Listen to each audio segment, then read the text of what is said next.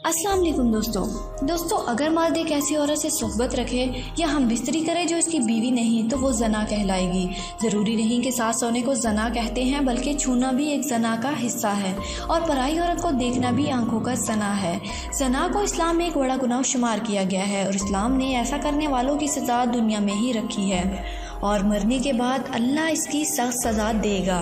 इसके बारे में कुछ हदीस और कुरान की आयात हैं जिनके बारे में बताने से पहले आपसे गुजारिश है कि हमारा चैनल सब्सक्राइब करें और साथ ही लगे बेल आइकन को भी ज़रूर प्रेस करें। तो चलिए शुरू करते हैं। हज़ूर पाक सल्लल्लाहु अलैहि वसल्लम ने फरमाया, मुसलमान होते हुए तो कोई जना कर ही नहीं सकता। और बुखारी शरीफ अल्लाह ताला कुरान में इरशाद फरमाता है, देखो जना के करीब भी ना जाओ, वो बेहयाई है और बुरी राह है। जना की सज़ा का खुला अजाब अगर जना करने वाले शादीशुदा हों तो खुले मैदान में पत्थर मार मार कर इन्हें मार दिया जाए। अगर कंवारे हों तो 100 कूड़े मारे जाएं। बुखारी शरीफ आजकल देखने में आया है कि इस गुनाह में बहुत से लोग शामिल हैं, खासकर इस बाजार में जहां औरतें और मर्द जाते हों। किसका हाथ किसको लग रहा है और कहां लगता है कुछ मालूम नहीं होता, ख्वाह लड़का हो या लड़की। और फिर इस गुनाह को करने के बाद अपने दोस्तों को बड़े फख्र से सुनाते हैं, बल्कि इनको भी ऐसा करने की राय देते हैं। फिर अगर कोई लड़का या लड़की अकेले में कोई गलत काम करते हैं तो गुनाह इनके माँ बाप को भी मिलता है, क्योंकि उन्होंने इनकी जल्द शादी नहीं की, इसलिए वो गलत काम करने लगे। और शादी की उम्र होने के बाद भी माँ बाप इनकी शादी ना करे, अल्लाह पाक नाराज़ हो जाता है और इनके घर की बरकत ख़त्म हो जाती है। और क़यामत के दिन अल्लाह पाक माँ बाप से इस बात का हिसाब मांगेगा। और एक जगह कुरान पाक में अल्लाह ताला ने इरशाद फरमाया, पाक दामन लड़कियां पाक दामन लड़कों के लिए हैं। अगर आप अच्छे हैं तो अल्लाह भी आपको अच्छा साथ देगा, और अगर आप ख़राब हैं तो समझ लीजिए ज़ना एक ऐसा अमल है जिसे दीन इस्लाम एड्स, कैंसर जैसी मोजी बीमारियां फैलती हैं, जिससे इंसान के दिल मुर्दा हो जाते हैं। जबकि अक्सर देखने में आया है जब दिल मुर्दा हो गया तो फिर उसके दिल से इस्लाम की रोशनी ख़त्म हो जाती है, जिससे वो ईमान से खाली हो जाता है।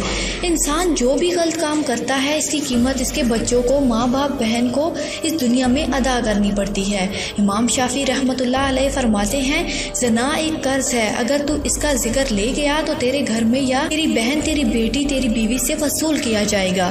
दोस्तों, इस कबीरा गुनाह की और भी सजाएं हैं, लिहाजा खुद भी बचो और अपने दोस्तों को भी बचाओ। अगर आपने अपना जिनसी किस्सा किसी दोस्त या सहेली को सुनाया और अगर इसके दिल में भी ऐसा करने की बात आ गई और अगर इसने ये काम कर लिया तो आपको ही इसका गुनाह मिलेगा, क्योंकि आपने ही इसको गलत रास्ता दिखाया है और आपके दोस्त आगे भी दूसरे लोगों को गलत रास्ता दिखाएंगे।